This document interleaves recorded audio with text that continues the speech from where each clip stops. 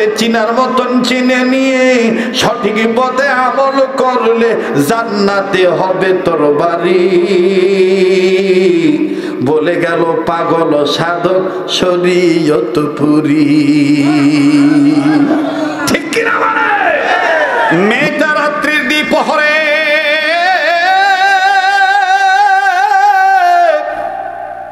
গভীর রজনীতে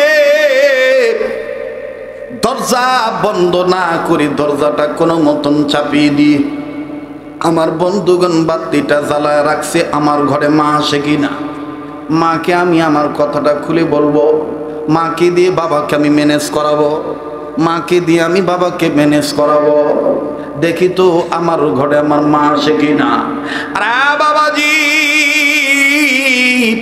এইবার আদনান ওদিক দিয়া ভাবতেছে, হায় হায় আমি এটা বন্ধুদের পাল্লায় কি চ্যালেঞ্জ করলাম, আমি কি হারবো না জিতবো আল্লাহ পাক ভালো জানে।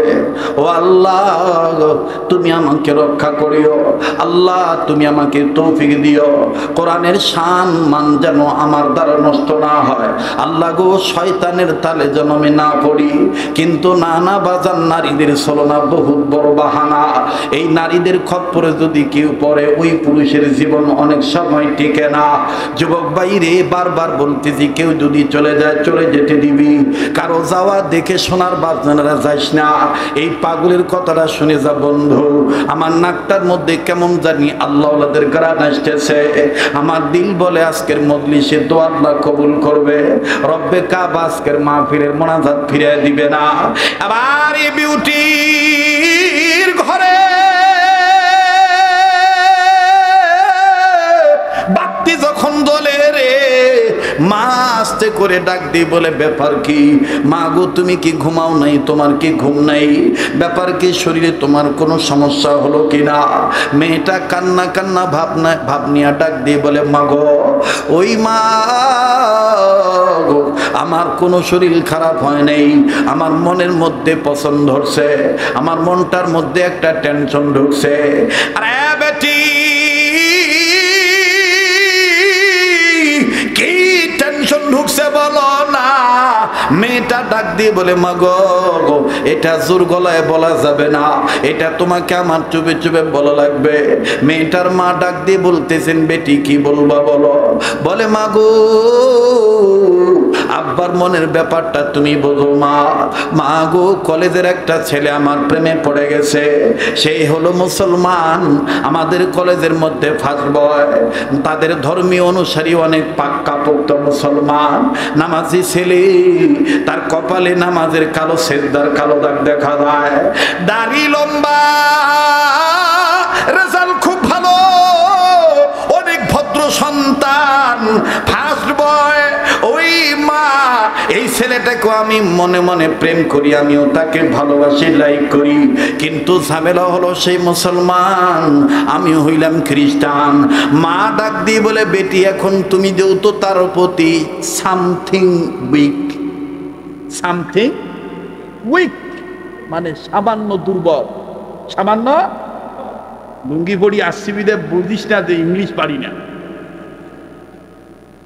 আমি লুঙ্গি পড়িয়া ইউরোপে যাই, দোয়া করবেন শাহাবুদ্দিন ভাই। এই যে ইটালিতে আমাদের মাদারীপুরের ছেলেরা নিয়ে যাচ্ছে, আগামী আগস্টের দিকে একটা মসজিদ উদ্বোধনে যাব। এক তালায় এক ফ্লোরে মুসল্লি নামাজ আদায় করে, এক ফ্লোরে 10,000। ওই ইটালিতে আমার দেশের মাদারীপুরের শরীয়তপুরের ছেলেরা সুন্দর করে, ওখানে আগে গির্জা ছিল, সে গির্জা তারা ওই মুসলমান হয়েছে, মুসলিম হয়েছে, দাওয়াত তাবলীগের মেহনতে বিশাল আকারের মসজিদ তারা নিজের অর্থ দিয়ে খ্রিস্টান রাজ্যে তারা বানাইছে। সেখানে একটা অনুষ্ঠান, ওখানে বাংলাদেশের আরো অনেক ওলামা একরামদের নাম আসছে, কিন্তু আল্লাহর কি মেহেরবানি, আমি গরিব মানুষের লিস্টে আসি গেছি যে এবছর শরীয়তপুরি আনো, নেওয়ার মালিক কে? আবার বলেন কে? আমি দোয়া চাই আমার সুমন ঢালির জন্যে। আমার সুমন ঢালি সব ব্যবস্থা করতেছে, আমাকে যত সহজভাবে নেওয়া যায় প্রক্রিয়া চলতেছে, আল্লাহ যেন কবুল করেন, বলেন আমিন। তো এইবার আমার বন্ধুগণ, আমার ভাইরা, এই ছেলে ডাক দিয়ে বলতেছে যে তুই তো সামথিং উইক, মারে তুই যেহেতু ছেলেটার প্রতি সামান্য হলেও দুর্বল, ওগো বেটি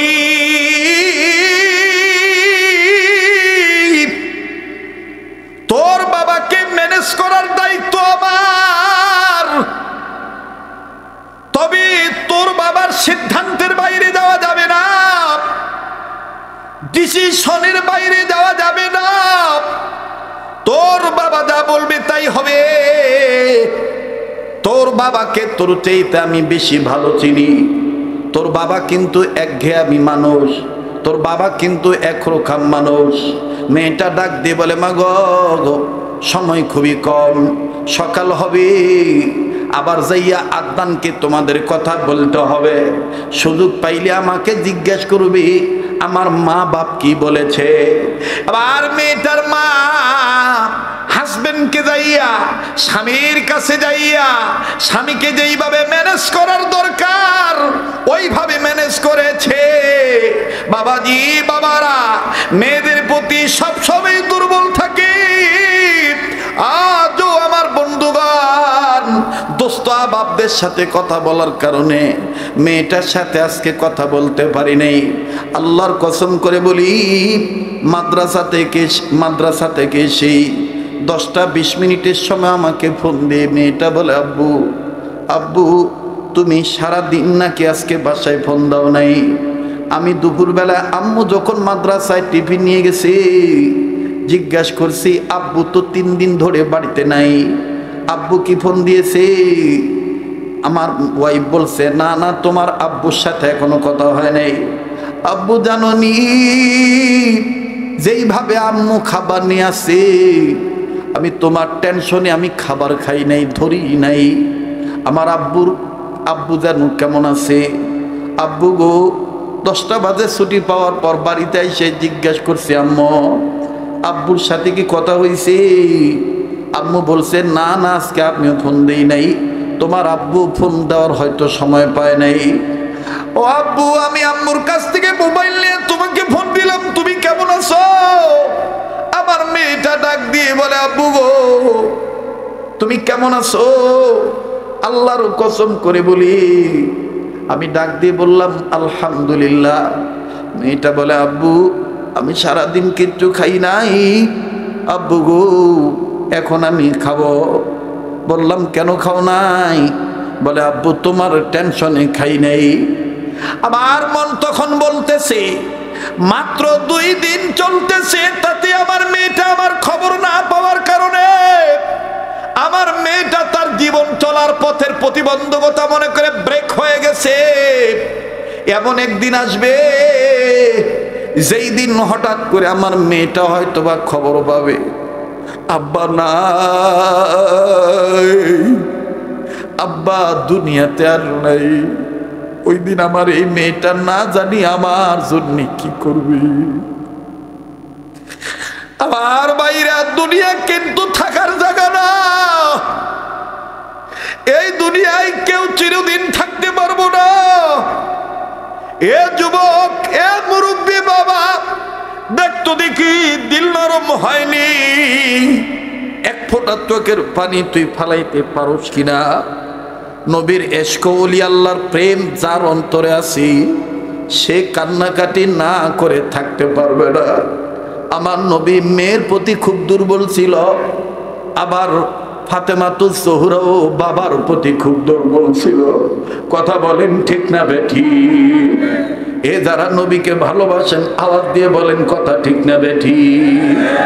যুবক আজকে তুমি এখান থেকে ওয়াজ না শুনিয়া চলিয়া যাইবা, যাও বাধা নাই। ভাইরে তুমি তো চিরদিন আর ওই ঘরে বসবাস করতে পারবে না। একটু পরে দেখবি এই নিয়ামতপুর এই মাদ্রাসার মাটি থেকেও কান্নার আওয়াজ আসবে, আর ইতিহাস রেকর্ড হয়ে যাবে। আজকের মাহফিল চূড়ান্ত পর্যায়ের বিজয়ের পক্ষে থাকবে ইনশাআল্লাহ। আবার বলেন ইনশাআল্লাহ। মুসলমান ভাইরা আমার বন্ধুরে, প্লিজ কেউ কারো দিকে তাকাইবেন না। বাবারা মেয়ের প্রতি দুর্বল থাকে বেশি বেশি।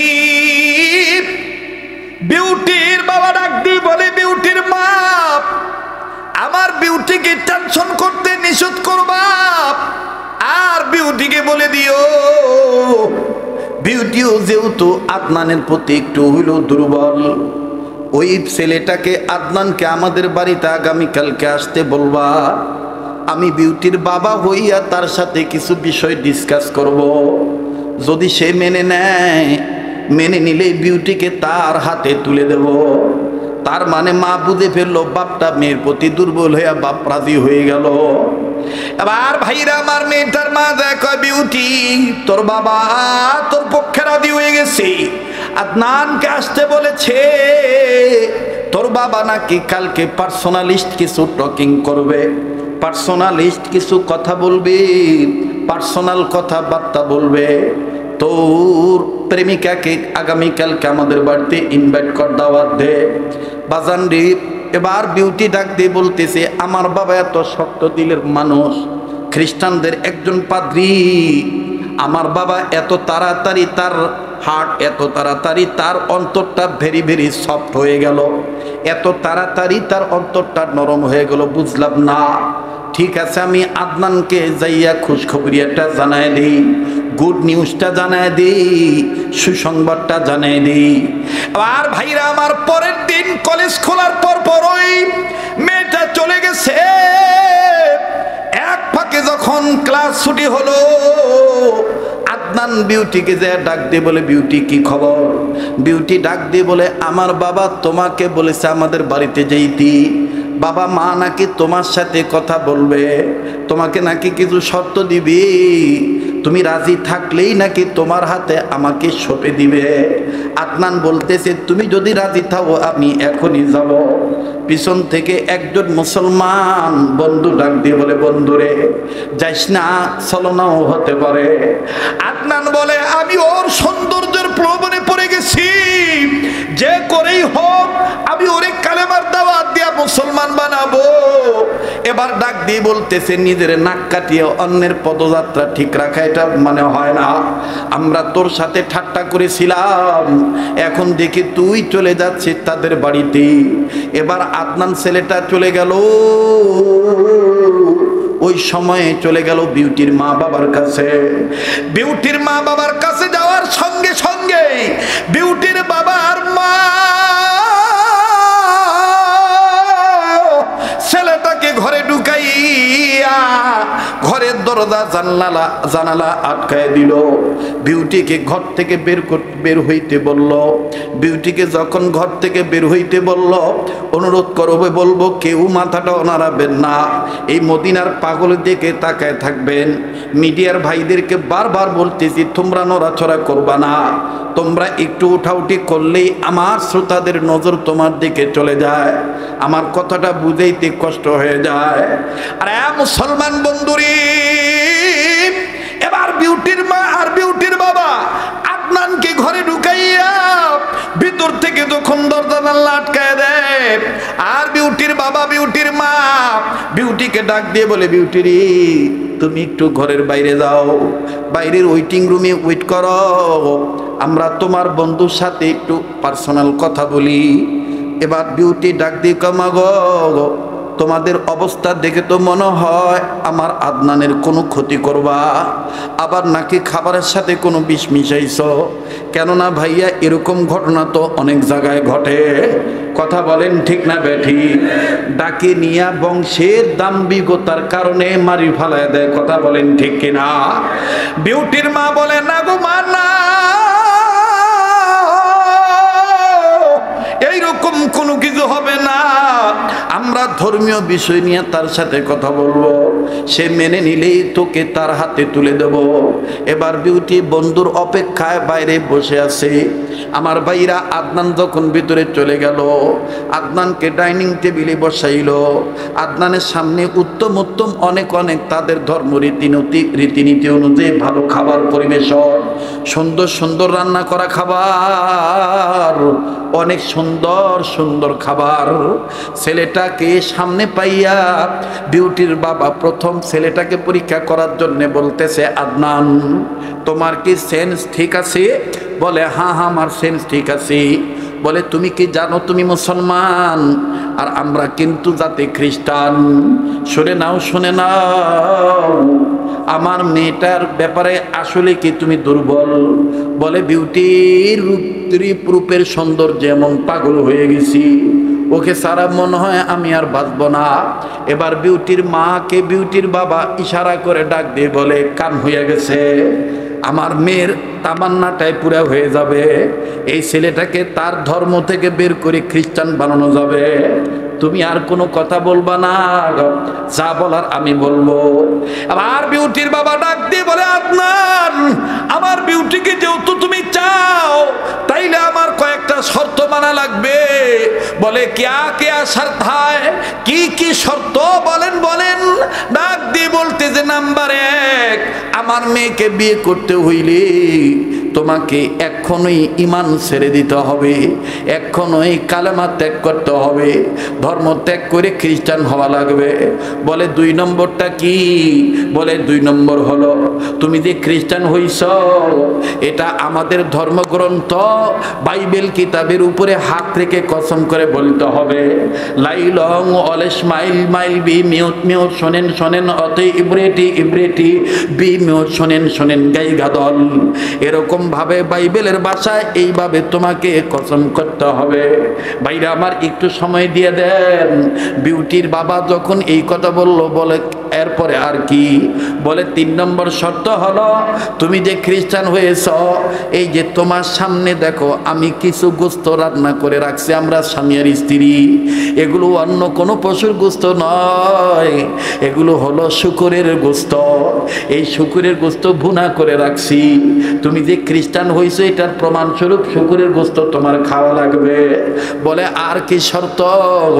বলে তুমি যে খ্রিস্টান হয়েছো, এই শূকরের গোস্ত তোমার পেটে যাওয়ার পরে তুমি এইটাকে তোমার পেটে কি দিয়ে তুমি তোমার পেটে তুমি সুন্দর করে রাখবা।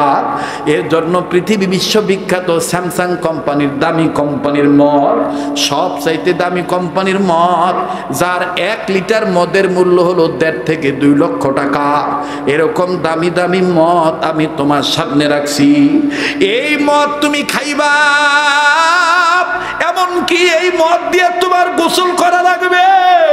এই মদ দিয়ে গোসল করার পর তোমার মুখে যে লম্বা দাড়ি, আর একটা শর্ত হলো, এই দাড়িটা তোমার কেটে ফেলে দেওয়া লাগবে, দাড়ি রাখা যাবে না। ডাক কষ্ট হচ্ছে নাকি? হ্যাঁ, আগাবো না পাছাবো? বাদ দিয়ে দেবো? দোয়া করে দেব? চলবে কি চলবে না? তাহলে বলবো আজকের মাহফিল, আপনারা বলবেন চলবেই চলবে। আজকের মাহফিল কতক্ষণ চলবে? সারা রাত। হ্যাঁ, আল্লাহ যতক্ষণ চলে, আল্লাহ জানে হুজুরের কষ্ট হইতেছে কিনা। আল্লাহ হুজুরের হায়াতের মধ্যে বরকত দাও। আমিন। আরে আলেম উলামা স্টেজে থাকলে বরকত দেয় কে? জোরে বলেন কে? এবার ডাক দিয়ে বলতেছে, এরকম সব শর্ত মানা লাগবে। বলে আর কি? আর একটা হইল, তুমি যে মদ দিয়ে গোসল করবা, ওটা মোছার জন্য তোমার জন্য আমি এক জায়গার তয়লা আনছি, কাপড় আনছি, এই কাপড় দিয়ে তোমার মোছা লাগবে। ও কাপড় কোন জায়গার কাপড় আমি নাম নিতে পারবো না, তবে এতটুকু বলি, কোনো হিন্দু লোক থাকলে বুঝিবেন, হিন্দুদের একটা পূজা আছে, তাদের পূজা সহি হয় না, শুদ্ধ হয় না, পতিতালয়ের জাগার ঘরের মাটি যদি এই পূজাত না দেয়, ওগুলার গোমর দিলাম না। তবে কোনো হিন্দু ব্রাহ্মণ যদি মোর সাথে চ্যালেঞ্জ করে, চ্যালেঞ্জ করতে রাজি আছি, তবে তাদেরকে আমি কোনো কটূক্তি করে কথা বলছি না। আমি এ বিশ্বাস রেখে বলছি, ইসলাম ধর্মের উপরে কোনো উৎকৃষ্ট মানের ধর্ম নাই। কথা বলেন ঠিক কিনা? তবে তাদের ধর্মকে কটাক্ষ করে কথা বলা যাবে না, এটা আল্লাহও নিষেধ করছে, রাসূলও নিষেধ করেছে। কারণ হেদায়েতের মালিক কে? যারা বলেন কে? এখন কাহ যদি গাউজুয়ারি করি কয়, হ্যাঁ মুসলমানের মৌলবীর ঘর, আমার সাথে চ্যালেঞ্জ করে, ওয়াক ধর, মুইও রাজি আছি, দাদা আসিস, কথা কয় না, আসিস। তোরা তো মন্ত্র মুখস্থ করছিস শুনিয়া শুনিয়া, আর মুই মন্ত্র মুখস্থ করেছি পড়িয়া পড়িয়া। মোর মন্ত্র কোনো ভেজাল নাই বাহে, আর তোর মন্ত্র ভেজাল আছে। কি কয় না কয় অজ্ঞবি আঁকাও। ওই আগে কিছু মৌলবীগুলো আসিল না, তারাবি পড়ায়, আরাম তোর কায় ফাফা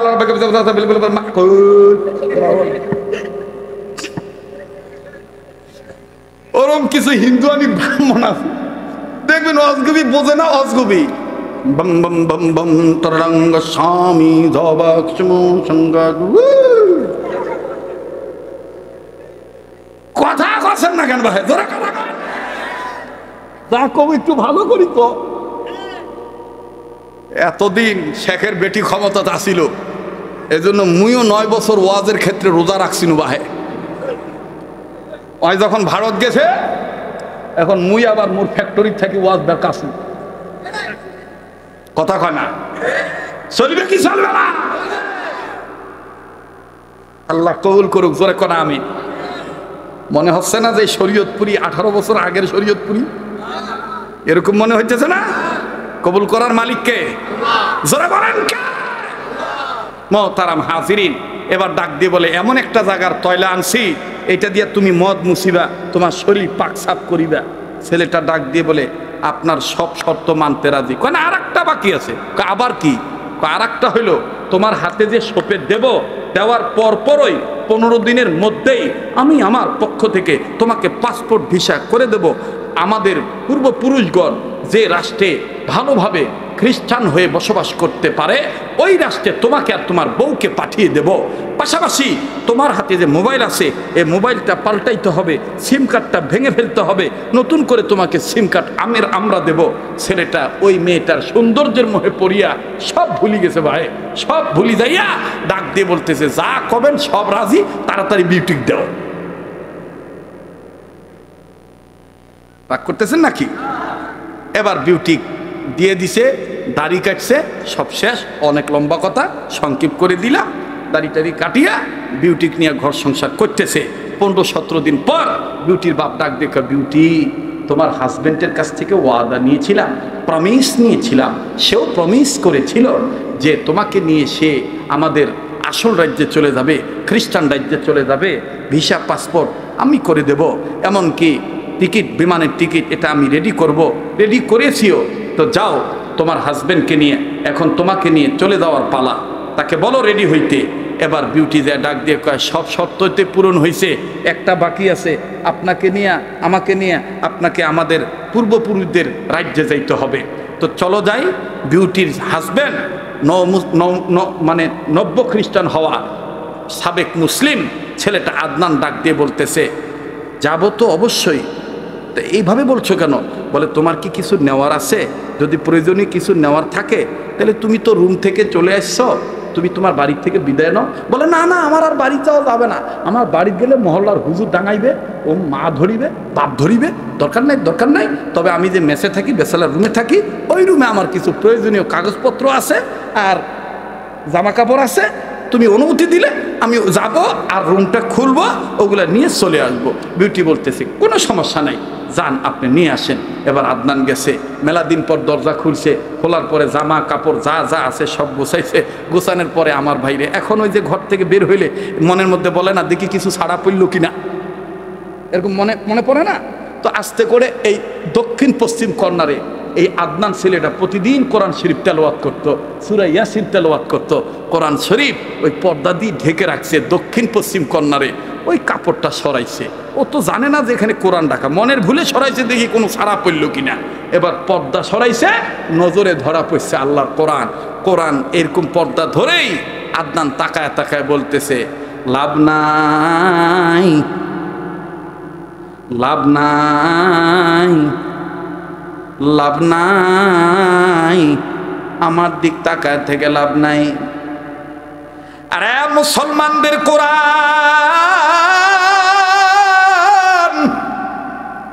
নাই আমার আর ঈমান, আমি হয়ে গেছি বেঈমান। আমি এখন পালন করছি বিউটির জন্য ধর্ম খ্রিস্টান। শোনগা মুসলমানদের ধর্মীয় কোরআন, আমার নাই ঈমান, আমি এখন বেঈমান। বাজান, সে যখন আবেগ দিয়া, ইমোশন দিয়া কোরআনের সাথে কথা বলে, কোরআনের জবানও আল্লাহ খুলে দিছি। কোরআন তখন কোরআনের জায়গা থেকে ডাক দিয়ে বলতেছে, লা তাকনাতু মির রাহমাতিল্লাহ। যত কিছুই হোক, আল্লাহর রহমত থেকে নিরাশ হইও না। কোরআন তার সাথে কথা বলতেছে। যুবক ডাক দিয়ে বলতেছে, আরে কোরআন দিয়ে আমার সাথে কথা বলে, বলে আমাকে তুমি আর না পড়ো না ধরো, কিন্তু আমি তোমাকে বলতে চাই তুমি আমাকে সাথে নিয়ে যাও, তোমার বিপদের সময় মুসলমানদের আমি এই কোরআনই কাজে আসিবে। মিনাজুলুমাতি ইলান নূর, আল্লাহু আকবার বলেন। ছেলেটার ভিতরে গাওয়া দিছে, গাওয়া দেওয়ার পরে আস্তে করে বলতেছে, যাই হোক কোরআন যেহেতু আমাকে ডাকতেছে, ভাই একটু সময় লাগবে যে দাদা। তো এইবার কোরআন শরীফ নিছে, মনে ও নিজে নিজে বলতেছে, বিউটি তো আর বুঝবে না, আমি কাপড় দিয়ে পেঁচে ব্যাগের ভিতর ঢুকে নি, বিউটিকে বলবোই না। ব্যাগের ভিতর ঢুকাইছে, ঢুকে কান্দে করে নিয়ে বিমানও চলে গেছে। চলি যায় আমার ভাইরা ভালো জায়গায় চাকরি পাইছে, খ্রিস্টান মিশনারিতে চাকরি পাইছে, বোঝেন নাই, খ্রিস্টান মিশনারিতে চাকরি পাইছে। চাকরি পাওয়ার পরে এখন ওই কোরআন শরীফ রাখবে কোথায়? মাশাআল্লাহ, এই মুসলমান মানে নব্য খ্রিস্টান হওয়া ছেলেটার বুদ্ধির মধ্যে দেখেন আল্লাহ তাআলা কোরআনই জ্ঞান দান করে দিয়েছেন। ইয়াসিন ওয়াল কোরআনিল হাকিম, এই জ্ঞানটা কার? বলেন কার? বলেন কার? কার? আল্লাহর জ্ঞান, আল্লাহ পাক, আল্লাহ প্রদত্ত জ্ঞান। আল্লাহু আকবার, আল্লাহু আকবার। এই ছেলেটা ডাক দিয়ে বলতেছে, বিউটি জানলে তো খবর আছে, আমি বিউটিকে বুঝতেই দিব না। আমাকে যেখানে ড্রেস আপ করার জন্য আমার যেখানে লুকিং গ্লাস ফিট করছে, এই গ্লাসের এক কর্নারে আমি কোরআনটাকে ঢেকে রাখবো, আমি পড়তে পারবো না, আমি ধরতে পারবো না। দেখতে তো নিষেধ নাই, দেখতে তো নিষেধ নাই। এই কোরআন শরীফ ঢাকি রাখছে। যুবক নিয়ত করছে, আমি প্রতিদিন অফিসে যাওয়ার সময় চুল আশ্রানের ভান করে, তাই ঠিক করার ভান করে পর্দাটা সরাইয়া এক নজর কোরআনটা দেখব। এই জন্য খাজা মঈনুদ্দিন চিশতি রহমতুল্লাহ বলছেন, আল্লাহর কোনো বান্দা যদি, মুসলমান নন্নারী যদি আল্লাহর মহব্বত অন্তরে নিয়া, আল্লাহর প্রেম ভালোবাসা অন্তরে নিয়া যদি চারটা জিনিসের দিকে তাকায়, আল্লাহ পাক গুনাহ মাফ করে দেয়, অসংখ্য নেকি দান করে দেয়। এর মধ্যে নাম্বার 1 কাবা ঘর বাইতুল্লাহ, নাম্বার 2 কোরআনুল কারীম কালামুল্লাহ, নাম্বার 3 হক্কানি রব্বানি ওলামায়ে কেরাম ওলি আল্লাহ, নাম্বার 4 কোন ছেলে আর মেয়ে যদি বাপমার চেহারার দিকে মহব্বতের নজরে তাকায়। সুবহানাল্লাহ বলেন। ভাই কষ্ট হচ্ছে নাকি ভাই? তো এবার এই নিয়ত করছে, যাওয়ার সময় একবার দেখবো, আবার অফিস থেকে আসার সময় যখন শার্টের বোতাম খুলবো তখন তো আর বিউটি বুঝবে না, বিউটি মনে করবে শার্ট খুলতেছি, আমি এই পাকে কোরআন শরীফ দেখে নেব। আল্লাহর বান্দা এই নিয়ত করছে। আমার ভাইরা, অনেক সময় নজর করলেও যে আল্লাহ দিল পরিবর্তন করে দেয়, এটার বাস্তবতায় আসেন। কোরআনের দেখেন পাওয়ার কত। এবার খোলে, শার্ট খোলে, অফিস থেকে আসার পরে দেখে, যাওয়ার সময় দেখে, আসার সময় দেখে, যাওয়ার সময় দেখে। দেখতে দেখতে 1 বছর 1.5 বছর গেছে, কেউ টের পায় নাই যে খ্রিস্টানের ঘরে কোরআন আছে। আমার বন্ধুগণ, একদিন ওভার ডিউটি, ছেলেটা ছুটি পায় নাই, এদিক দিয়ে বিউটি সিদ্ধান্ত নিছে ঘরের গৃহ পরিচারিকা কাজের বুয়ার মাধ্যমে পুরা ঘর বাড়ি আমি আজকে পরিষ্কার করব। কথা বুঝতে পারছে? যখন পরিষ্কার করার কাজে বুয়াকে নির্দেশ দিছে, বুয়া যা আছে আকর্ষা মাকড়সার জাল, যেটাই যা ঝামেলা আছে সব ঝামেলা পরিষ্কার করতেছে। পরিষ্কার করতে যাইয়া ওই গ্লাসের সাইডে কাপড়ের তলব দেখছে মুসলমানদের বোমা কিতাব, মানে মোটা কিতাব কোরআন শরীফ। খ্রিস্টান মহিলা লাফ দিয়ে উঠছে, কাজের বুয়া একবারে লাফ দিয়ে উঠে বলে, ঈশ্বর, ইহা আমি কি দেখিলাম। এখন বিউটি বলতেছে, কি দেখিলা? বলে, আপনার ঘরে মুসলমানদের কোরআন শরীফ। বিউটি বলতেছে, বলো কি? বলে, হ্যাঁ, ওই কোণার মধ্যে। এবার বিউটি দিয়ে দেখে ঠিকই কোরআন শরীফ। এবার বিউটি বলতেছে, এজন্যই তো বলি অফিস থেকে এসে শাক খুলতে এতক্ষণ লাগে, এজন্যই তো চুল আশ্রাইতে এত দেরি হয়। আসুক আজকে বাড়িতে, বুঝাবো ঠেলা। এবার বাড়িতে আসতে আর মানে ধৈর্য কুলায় নেয়, দিছে বাপের বাড়ির ফোন। ওই বিদেশত থাকি কার কাছে ফোন দিছে? বাবার কাছে। দেখবেন কিছু কিছু মহিলা আছে স্বামীর সাথে পরামর্শ করা বাদ দিয়া আগতই বাপমার কাছে, উইয়ার কাছে বিয়ে না দিয়ে হাওয়ার সাথে রিক্সা ভালো কাজ দিল, হাওয়ার খাবার কথা খোঁজে না। যেগুলা মহিলা দেখবেন বেশি নাকে কান্দে আর গুয়া মাছির মতন প্যান প্যান ভ্যান ভ্যান করে, বুঝবেন এগুলার ভিতরেই ভেজা। এগুলার ভিতরে কি? যারা যারা এখন পালাইবে মনে করবেন এগুলা বউয়ের ডাং খাওয়ালো, কালাম একটু ধরো তো বাবা, কথাগণ ঠিক কিনা? এলে কি বাস্তব কথা না না অবাস্তব কথা? দেখবেন কিছু কিছু মহিলা আছে ভাত খাবে দিয়া স্বামীর কান পরা দেয়। তোমার শরীরের দিকে তুমি তাকাইতেছো না, আজ বাদে কাল 2 দিন, আজকে তোমার ছাওয়া নাই পাওয়া নাই, এখন আমরা 4 পাও, 2 দিন পরে হইবে 6 পাও। এলাইতে যদি ভিন্ন না হয়, এই বুড়া বুড়ির খেদমত করতে করতে যদি তোমার কিছু হয়ে যায়। এবার বিউটি তখন বাবার কাছে ফোন লাগাইল, বাবা ডাক দিয়ে বলতেছে, বেটিরে চিন্তার কোনো দরকার নাই, জলদি করে তোমাকে দ্রুত একটা সিদ্ধান্ত জানাই। আদনান বাড়িতে আসার আগে আগে কোরআন শরীফ নিয়ে ডাস্টবিনে ফেলায় দাও। আদনানকে তুমি উচিত শিক্ষা দিয়ে দাও। এই কোরআন শরীফটা নিয়ে তুমি গোমূত্র ময়লার স্তূপে ফেলায় দাও, ডাস্টবিনে ফেলায় দাও। আদনান বুঝুক ইসলাম ধর্মের কোনো দাম নাই, ইসলাম ধর্মগ্রন্থের কোরআনের কোনো দাম নাই। বাবাজি এতক্ষণ আমি আলোচনাটা গোছানোর জন্য এতক্ষণ এত কথা বললাম, এই তো বাজান এখন আমি মূল আলোচনায় ফিরে আসলাম। দেখেন তো বাজান দিলখানা নরম হয় কিনা। কোরআনুল কারীমের ব্যাপারে যখন বিউটির বাবা বলল, মা রে জলদি করে কোরআন শরীফ নিয়ে ময়লার স্তূপে ফেলে দিয়ায়, ডাস্টবিনে ফেলে দিয়ায়, আদনান এসে যেন দেখতে পায় তার কোরআন আর ঘরে নাই। আদনানকে শিক্ষা দেওয়ার রাস্তায় একটাই, এত বড় গাদ্দারি এত বড় জুয়াচুরি আমাদের সাথে করলো। যা যা বেটি যা বলি তাই দ্রুত কর, কুইক কুইক জলদি করো, তাড়াতাড়ি করো তাড়াতাড়ি করো, আদনান চলে আসবে। আর ভাইরা বিউটি মুসলমানদের কোরআন শরীফ নিয়া ডাস্টবিনে যখন বাজান ফালায় দিয়ে আসলো, আদনান ছেলেটা নব্য খ্রিস্টান ছেলেটা প্রতিদিনের ন্যায় আমার বন্ধুগণ বাড়িতে আসলো। বাড়িতে এসে ড্রেস চেঞ্জ করার জায়গায় যখন দাঁড়াইলো, টাইটা খুলতেছে, ডিলা করতেছে, বোতাম খুলবে। প্রতিদিনের ন্যায় বাজান রে পর্দা সরায় যখন কোরআন শরীফের দিকে তাকাইলো, তাকায় দেখে জায়গা আছে জায়গায় কোরআন নাই। এবার বিউটির এই অবস্থা নয়, আদনান এই জায়গা খালি দেখে। আদনান তন্ন তন্ন করে খোঁজে আর ডাক দিয়ে কয়, ব্যাপার কি, আমার কোরআন গেল কই? এতদিন বলে নাই কোরআন আমার, আজকে যখন দেখছে কোরআন নাই, তখন বিউটির স্বামী আদনান নব্য খ্রিস্টান হওয়া মুসলমান ছেলেটা কান্দে আর ডাক দিয়ে বলে, হায় হায় আমার কোরআন গেল কই? ওই সময় কোরআন ডাস্টবিন থেকে বলতেছিল, আজকে তো বলছিস এতদিন পর আমার কোরআন, আমি কোরআন দূর থেকেও বলতেছি তুই আমার পাগল।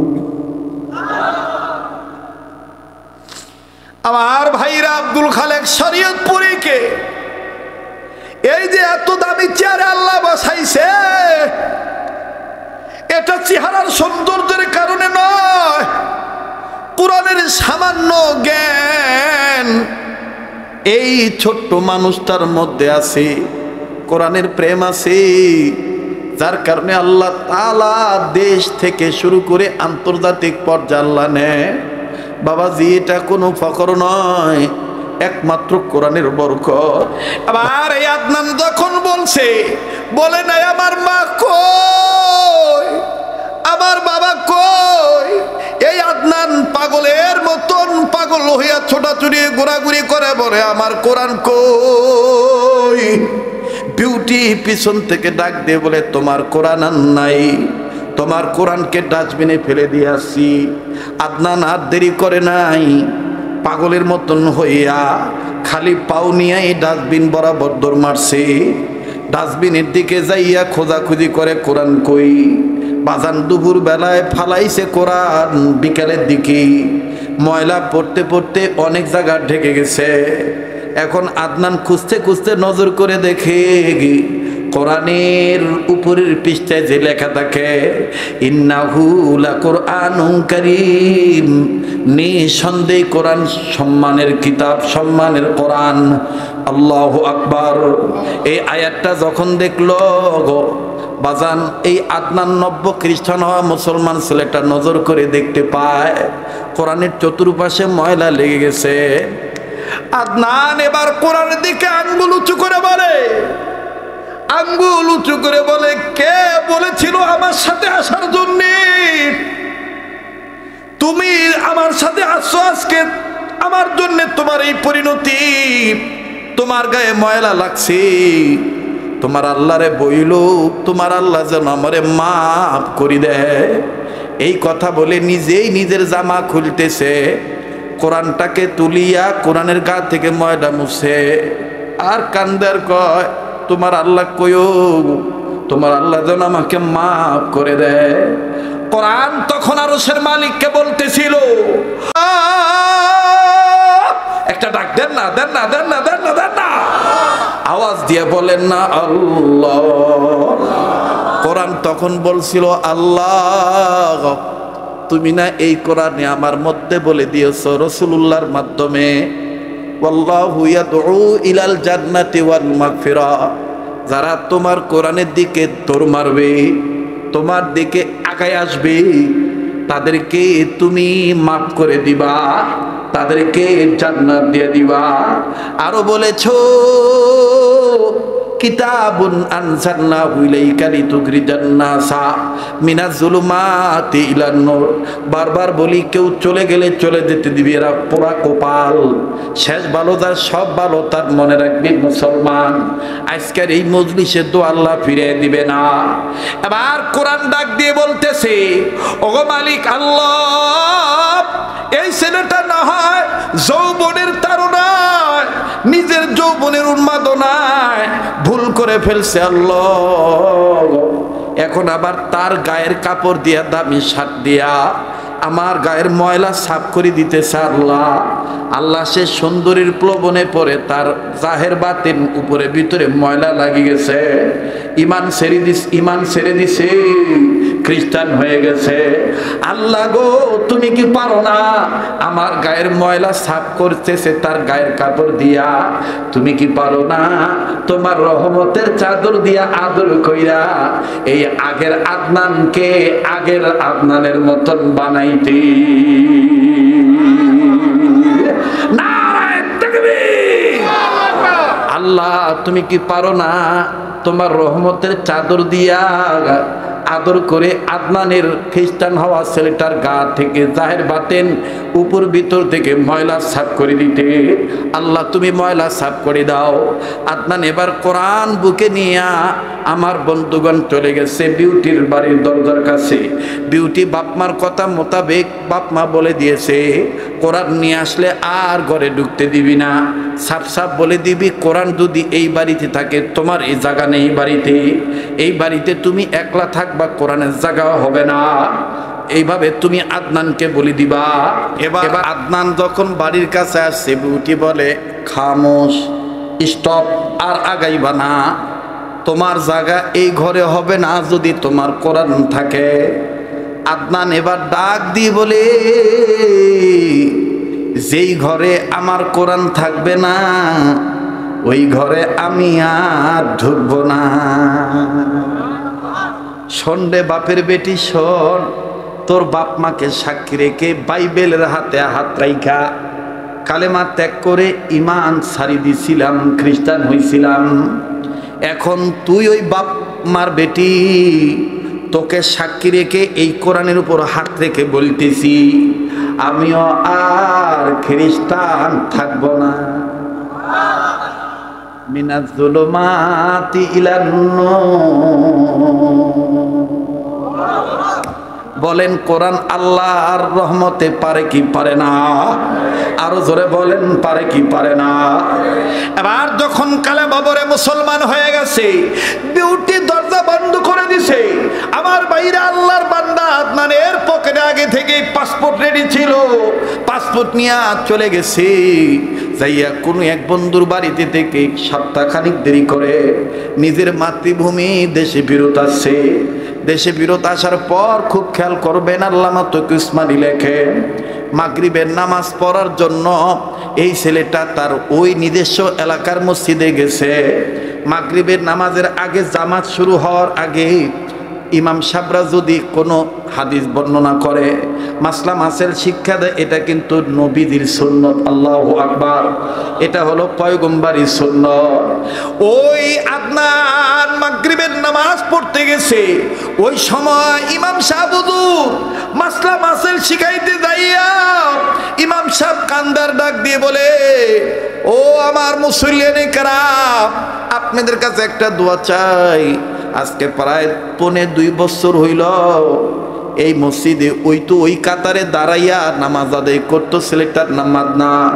ভার্সিটির ফার্স্ট ক্লাস ছাত্র ছিল। এই ছেলেটার খবর আজ কোথাও পাওয়া যায় না। ছেলেটা বাঁচিয়ে আছে না মরি গেছে জানা নাই। এই ছেলেটার জন্য দোয়া চাই, যেখানে থাকবে সে যেন ভালো থাকে। আদনান দাঁড়ায় বলে, হুজুর আমি আপনার আদনান। হুজুর ডাক দিয়ে বলে, তুমি যদি আমার আদনান হও দাঁড়ি কই? আদনান বলে, হুজুর মাঝখানে 2.5 বছর একটা ঘটনা ঘটে গেছে। হুজুর নামাজের পর আমি আপনাকে খুলে খুলে বলবো। এবার নামাজ শেষ, আমার বন্ধুগণ আদনান সব বিস্তারিত খুলে বলছে। ইমাম সাহেব হুজুর নিজেও তখন জবান দিয়া পাঠ করে বলতেছে, আল্লাহর কথা সত্য, লিতুখরিজান নাসা মিনাজ জুলুমাতি ইলান নূর। এটা এমন একটা কিতাব, এই কিতাবের কাছে আত্মসমর্পণ নিয়ে, ভালো মন নিয়ে আত্মসমর্পণ করলে এই কিতাব অন্ধকারের পথ থেকে নন নারীকে, বিশ্ব মানবতাকে আলোর পথে ইসলামে তুলে দিতে পারে। তোমার জীবনে শুনি আজকে প্রমাণ হয়ে গেল। এবার ডাক দিয়ে বলে, হুজুর আমাকে ভালো করে তওবা করায় দেন। হুজুর আমি আর কোনোদিন দুনিয়ার প্রলোভনে পড়বো না। ভাইজান 1 মাস 2 মাস 3 মাস 4 মাসের সময় এই ছেলেটা ইন্তেকাল করলে, ইন্তেকাল হওয়ার পর দাফন কাফন সম্পন্ন হয়ে যাওয়ার আগে আগেই কবরে আদনানের লাশটা যখন রাখবে, কবর দেখিয়া উপস্থিত মুসলমান কান্নায় ভেঙে পড়লে। যারা বিধর্মী ছিল তারা মুসলমান হয়ে গেলে। কি কারণে বিধর্মীরা মুসলমান হইলে আর মুসলমানরা কি কারণে কান্নাকাটি করলে? কবরের মধ্যে কি এমন দৃশ্য দেখা গেল? আদনান আল্লাহর বান্দা ইন্তেকাল করলেন, কাফনের কাপড় পরানো হলো, বাসান কবরে যখন নামাবে, এবার আল্লাহর ওলি ইমাম সাহেব হুজুর নজর করে দেখি কবরে চতুর্দিকে বাজান রে, কারা যেন, কে কার মাধ্যমে যেন আল্লাহ পাকের পবিত্র কোরআন শরীফের পৃষ্ঠাগুলি, পাতাগুলি পুরাটা কবর ভর্তি খালি কোরআন আর কোরআন দেখা যায়। এক পাশে কোরআন, এক সাইডে কোরআন দেখা যায়, অপর সাইডে কেমন জানি ফুল বাগিচায় ভরপুর দেখা যায়। ইমাম সাহেব হুজুর ডাক দিয়ে বলতেছেন, হায় হায়, বান্দার এই সামান্য ইবাদতখানা, কোরআনকে মহাব্বত করা, সম্মান করা আল্লাহ পাক এতটাই পছন্দ করছে। আল্লাহ পাক এই কোরআনুল কারীমের বরকতে এই বান্দাটার কবরটাকে জান্নাত বানিয়ে দিছে। ভাইরা আমার, বন্ধুরে, এই অবস্থা দেখে আমার বন্ধুগণ বিধর্মী যারা ছিল, কোরআনুল কারীমের সম্মান দেখে, বরকত দেখে আমার বন্ধুগণ খ্রিস্টান, হিন্দু, মুসলমান হয়ে গেল। ও মুসলমান, আমার শেষ কথাটা এটাই ছিল, আমরা যে যত পাপাচারী হইয়া থাকি না কেন, আমরা যারাই অন্ধকারের পথে আছি রে ভাইয়া, এই কোরআনুল কারীমের কাছে যদি আত্মসমর্পণ করি, এই কোরআনুল কারীমকে যদি শ্রদ্ধা করি, মানি, এই কোরআনের শাসন যদি কায়েমের পক্ষে থাকি, ইনশাআল্লাহ সকল ধরনের অশান্তির পথ থেকে টেনে বের করে, অন্ধকারের পথ থেকে টেনে বের করে আমাদেরকে আলোর পথ দেখাবে কোরআনের মাধ্যমে। আল্লাহ কথা বলেন ঠিক কিনা? এজন্যই নবী বলেছেন, খায়রুকুম মান তাআল্লামাল কুরআনা ওয়া আল্লামা, তোমাদের মধ্যে ওই ব্যক্তি উত্তম যে ব্যক্তি নিজে কোরআন শিক্ষা, কোরআনের ইলম শিক্ষা গ্রহণ করে এবং অপরকে কোরআনের ইলম শিক্ষা দেয়, ওই ব্যক্তি উত্তম ব্যক্তি।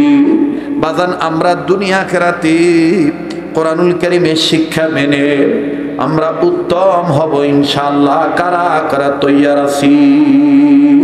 লিল্লাহি তাকবীর, লিল্লাহি তাকবীর।